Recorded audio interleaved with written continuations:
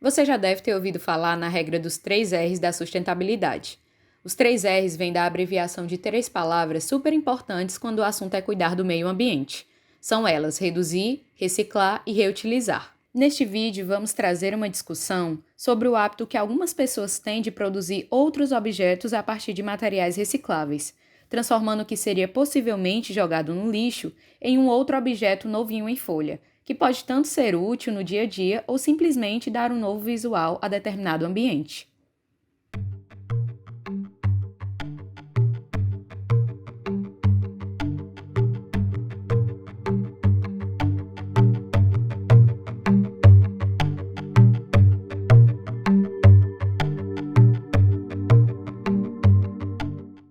Quando o assunto é tornar o ambiente mais bonito e ao mesmo tempo sustentável, Eliseuda capricha em seu trabalho com vasos de plantas feitos com garrafas PETs e outros recicláveis. Eu recorto, né, a garrafa da formato que eu quero. Às vezes nem precisa tanto, você só recorta mesmo. E depois eu boleio para não cortar as mãos no ferro. Aí eu pinto ou de esmalte, ou de tinta PVA, né, ou de tinta de tecido com cola. Então isso eu já depende da peça e depende do que eu quero para aquela peça, né? Se é um desenho ou se é só mesmo uma decoração simples. Então, depende do momento, depende do que eu preciso. Eliseuda pratica a reciclagem há mais de 10 anos. Antes, ela juntava todo o material para doação, mas do ano passado para cá decidiu aproveitar os materiais para a produção dos vasos e até criou uma página no Instagram chamada Vasoterapia. E o vasoterapia é exatamente por isso, era uma terapia.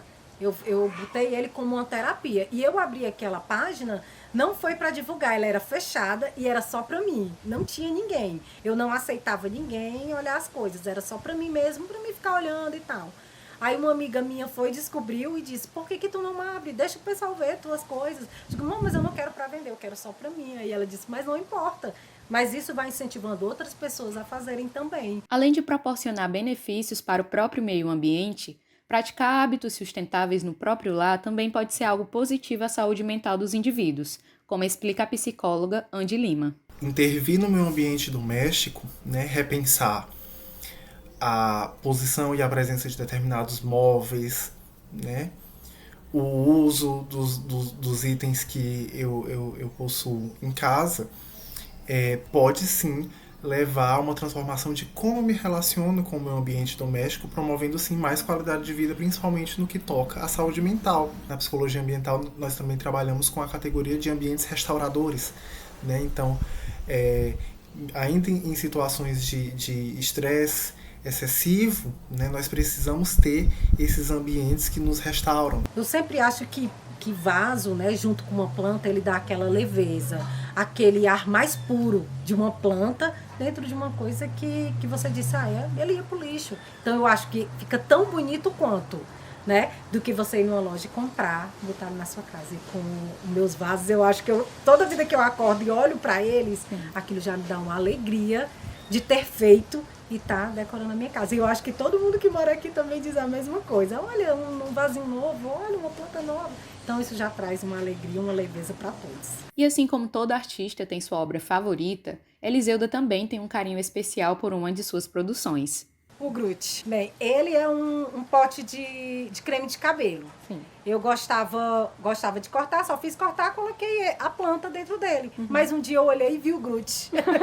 Aí resolvi fazer os olhos, né, esses furinhos, e pronto, achei ele especial. Bom, e esse reaproveitamento de itens que supostamente iriam para o lixo e teriam sim um impacto ambiental, principalmente durante a pandemia, pode ser sim um fator promotor de saúde mental, né? Então, a forma como eu interajo com o ambiente atravessa uma categoria que nós chamamos de apropriação do espaço, né? Então, eu mexer com esse ambiente, que é a minha própria casa, né, pode fazer com que eu me identifique mais com esse ambiente, me sinta mais parte desse ambiente e com isso eu me realize mais enquanto sujeito. Por falar em pandemia, o aposentado Antônio Gomes, de 81 anos, encontrou na reciclagem de materiais um escape para a ociosidade nesse período de isolamento. Trabalho em reciclagem, juntando as coisinhas para fazer alguma coisa, aproveitando algumas coisinhas que as pessoas jogam fora. Eu não podia sair, nessa época, quando começou, eu não podia sair, tinha que ficar em casa, aí eu, como eu sou acostumado a trabalhar, não me conformo ficar sem fazer nada, aí inventei fazer essas coisinhas para ocupar o tempo, né? Para não ficar só parado, né? Mesmo com a idade avançada, o aposentado possui uma rotina ativa e se mostra alguém inconformado com o consumismo. Eu acordo todo dia 5 horas, faço a caminhada e nessa minha caminhada eu aproveito para pegar alguma reciclagem que me serve, para eu fazer alguma coisa. Eu acho que as pessoas não têm experiência, não conhecem o material que pode aproveitar e o que não pode. Muitos deles aí jogam fora, não. As pessoas, acho que a maioria não tem experiência disso, né? Pega e joga fora, coisa boazinha, eles jogam fora. Né? Ou não querem ter trabalho, não tem que se ocupar nisso, né? Aí serve para mim que eu estou desocupado e vou fazer essas coisinhas, me serve. Andy explica um pouco sobre como a pandemia pode ser um período propício a esse consumismo. Bom, em certa medida a pandemia pode acabar promovendo maior consumismo. Então, experimentando essa situação de distanciamento e de isolamento social que nós experimentamos e a necessidade de se manter, né, em teletrabalho, em trabalho remoto, nós vimos, por exemplo, a necessidade de aquisição de itens de tecnologia da informação. Além do consumismo, outro ponto que Antônio ressalta é a quantidade de lixo gerado desnecessariamente que acaba indo para as ruas. Mais lixo, mais coisa, né? Aí eu já estou ajudando a limpar, né? Ajudando a limpar o ambiente, as ruas, limpar e com aquela que eu aproveito forma alguma coisa que me serve. Serve para mim, serve para os outros, já tem banquinho Crateus em todo canto que o pessoal leva, né? A ideia da responsabilidade ambiental como sujeito parece estar despertada no aposentado, que brinca ao dizer que gostaria de deixar um recado para quem descarta objetos que poderiam ser reaproveitados. O que eu digo, que eu posso dizer é isso, quando você vê que não quer mais, me dê para mim, que eu aproveito, eu faço alguma coisa, né? Eu faço alguma coisa com aqueles que eles jogam fora, acham que não serve para nada, não querem, vão comprar outra nova. Então alguém que puder me dar, me dê, que eu aproveito, formo alguma coisa com aquele menino. O que não servir, eu jogo fora, e o que eu ver que serve, aí eu formo, faço as coisas com ele. Né? Além da responsabilidade do indivíduo para com o ambiente, as instituições também têm um papel importantíssimo quando o assunto é tornar o mundo mais sustentável. O GIA, Grupo de Interesse Ambiental, por exemplo, tem como missão exercer essa responsabilidade socioambiental, conforme explica Cláudia Bezerra. Mas o que é responsabilidade socioambiental? Na realidade, é quando você trabalha o ser humano. Você trabalha o todo do ser humano. Então, o Grupo G tenta ver isso, essa responsabilidade como um ser humano, o social. Porque é o social que danifica o ambiental e vice-versa.